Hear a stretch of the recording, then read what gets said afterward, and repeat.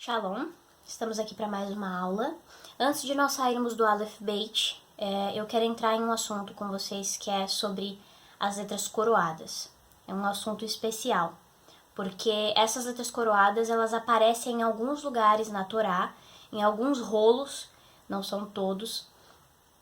Então são 7 letras hebraicas que adquirem um adorno especial em cima delas, chamado de tagim. Tagim ou coroas.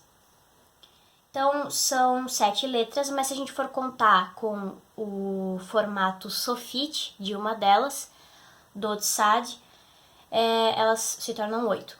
Quais são essas letras? Shin, Ain, Tet, Nun, Zain, Gimel e Yutzad. Yutzad sofite. Então, coletivamente, elas são chamadas às vezes de Shah Atnesgetz, por causa do som de cada letra. Então, se vocês forem pegar na ordem que eu coloquei, Shin, Ain, Tet, Nun, Zain, Gimel, Tzad, vocês vão ver que vai gerar essa palavra, da mesma forma como nós vimos sobre as letras Begad, Kefat. Lembra? Que é por causa da primeira letra nós temos o som, então aqui é a mesma coisa. Então, o Midrash atribuiu a origem do Tagim como parte da Matan Torá, ou da entrega da Torá no Monte Sinai. Nós estaremos vendo o significado atribuído a algumas delas.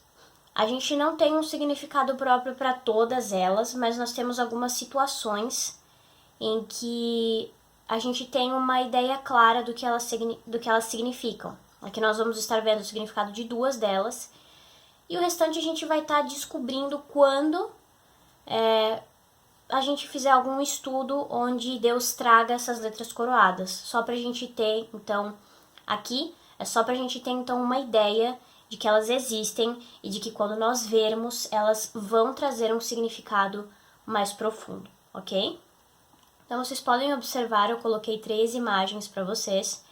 A primeira imagem é a imagem em branco mesmo.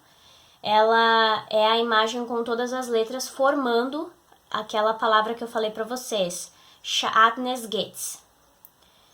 E as outras 2 imagens vocês podem ver que é como se tivesse escrito mesmo, e realmente está escrito, né?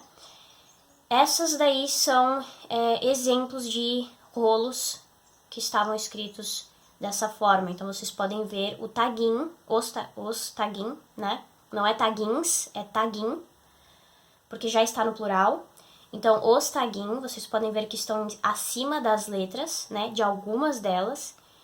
E, enfim, vocês podem estar vendo um exemplo, e quando vocês virem em outra situação, vocês já vão saber do que está se tratando. Não é apenas um adorno. Então, nós vamos falar sobre o Zain. Alguns sábios dizem que essas coroas são, na verdade, pequenos Zain. De modo que, por exemplo, quando o Salmo 91, que é um salmo de guerra e entrega, é recitado, esses tagim funcionam como armas espirituais. Lembrando que o significado da letra Zain, uma das letras paradoxais que nós vimos, é alimento, ao mesmo tempo em que é arma.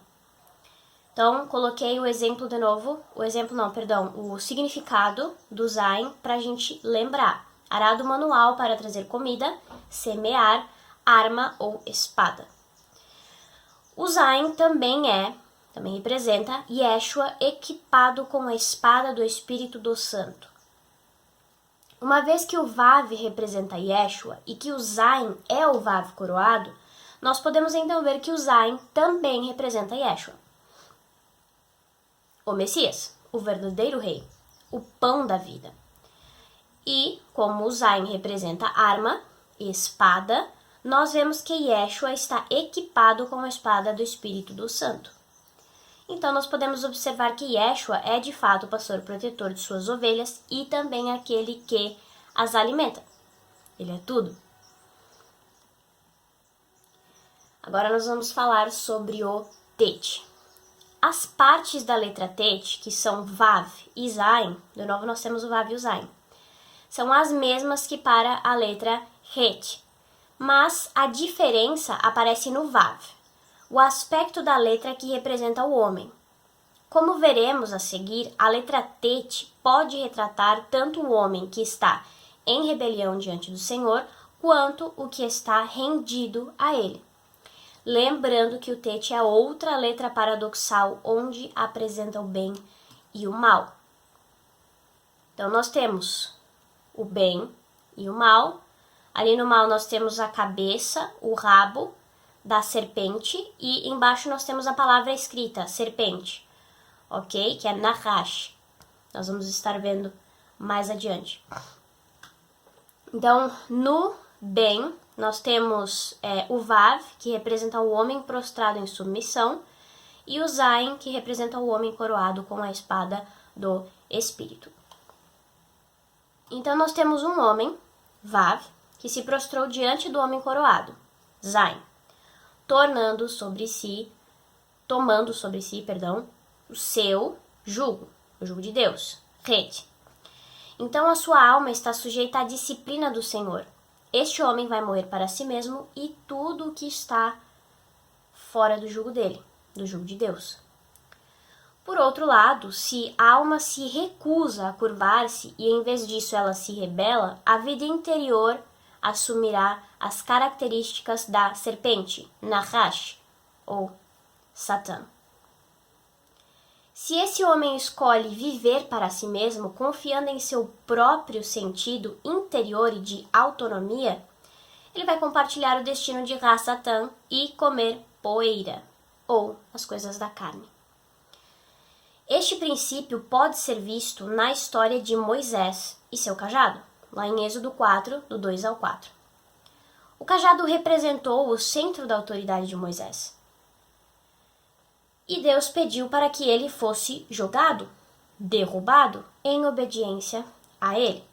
Quando Moisés fez isso, o cajado carnal foi transformado, se tornando no cajado espiritual do Senhor, mesmo que ainda contivesse o princípio da serpente dentro dele, ou seja, o princípio carnal de sua vida.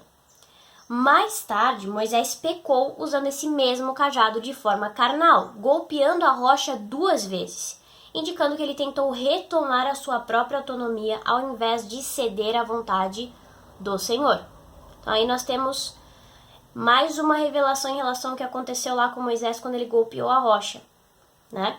Então, em suma, como o Tet será representado depende da nossa decisão pessoal de dar as nossas vidas ao Senhor e recebermos o seu jugo. Será que nós vamos optar por entregar as nossas vidas, oferecendo-nos como sacrifícios vivos, ou nós vamos interiormente nos rebelar e viver no orgulho egoísta que marca Ra-Satã, que marca o inimigo? O que nós vamos fazer? Yod, Re, Vav, Re. Vocês podem ver, eu coloquei a imagem do nome de Deus, Yahweh, e nós vemos que existem, tem os tagim em ambos os Res. Mas os tagim, eles não aparecem em todas as escritas do nome de Yahweh, apenas em algumas, nos deixando a pensar quais são os mistérios revelados nos lugares onde eles aparecem. Então, nós temos a ideia de que os tagim são coroas, certo? Então, o que está querendo mostrar para nós? O que geralmente ele vai mostrar para nós? Alguma coisa relacionada ao Messias, a Yeshua. Por quê? Porque ele é o homem coroado, certo? Ele é o homem que tem a espada do Espírito. Ele é o homem que nos alimenta.